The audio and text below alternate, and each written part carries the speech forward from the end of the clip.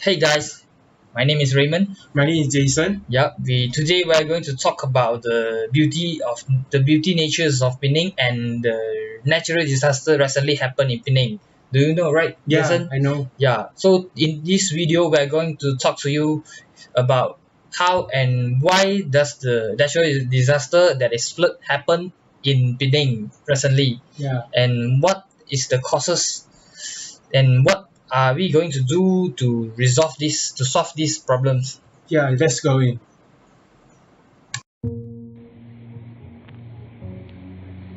Penang is a Malaysian state located on the northwest coast of Peninsular Malaysia by the Malacca Strait. It has two parts: Penang Island, where the capital city Georgetown is located, and Seberang Perai on the Malay Peninsula. The second smallest Malaysian state by land mass, Penang is bordered by Kedah to the north and the east and Perak to the south. Penang population stood at nearly 1.75 million as of 2017 year, while its population density rose to 1,666.3 km per square.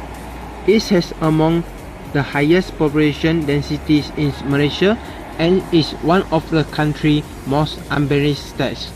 Penang Island, which includes Georgetown, is Malaysia's second largest city by population. Georgetown in particular is also a UNESCO's World Heritage Site and a thriving tourist destination.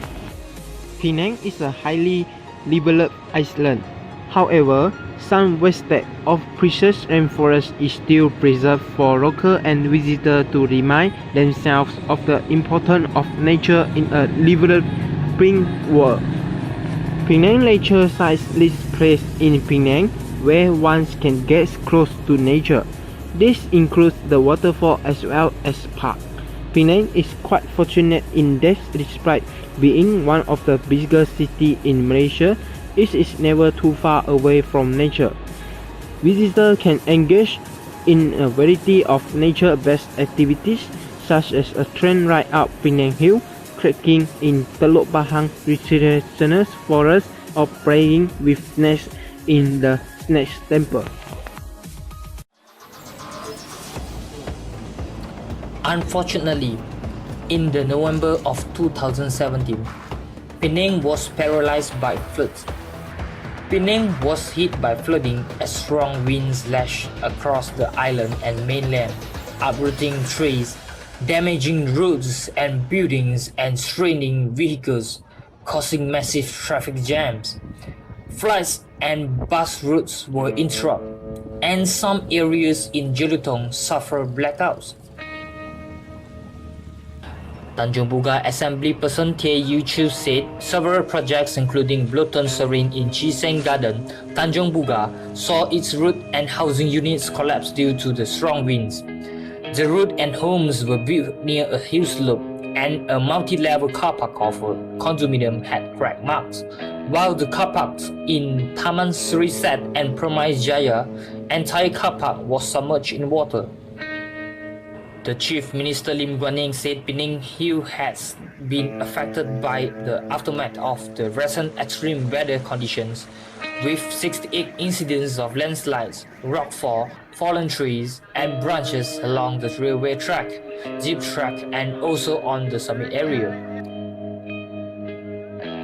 The Penang Chief Minister Lim Guan Eng, who also heads the Floods Operation Center, said a total 1,125 victims were evacuated in central Seberang Perai, 650 from North Seberang Perai, 70 from the Northeast District on the island, and 158 from the Southwest District on the island. At least 7 people have been confirmed died in Penang after devastating floods triggered by the heaviest rainfall recorded in Penang's history. From this incident, we are able to know that the power of flood, which can wipe away an entire city and even people. So, what causes flood? There are many causes can lead flood occur in our lives. Let me explain for you. First of all, rain are the factor to lead flood occur. This is because too much rain than the rainy season can take there can be flood. For example, sometimes there is heavy rain for a very short period that results in flood, while in other times there may be light rain for many days or weeks can also result in floods because of the rain system can't take the volume of water. In particular, it is due to high rainfall intensity over a prolonged period. It is depending on the rainfall distribution, the amount of rain, and soil moisture content. Besides, the rainwater erosive force can weaken the foundation of buildings, causing tumble and crack. Secondly, river overflow are the causes also. This is due to the reason that rivers can overflow their bank to cause flood. Well, humans cannot stop the rains from falling or stop flowing surface water from bursting its banks. These are natural events, but we can do something to prevent them from having great impact. Firstly, town planning. It is important that builders acquire permission before buildings are erected. This will ensure that waterways are not blocked, and also the drainage system must be covered and kept free from objects to choke them.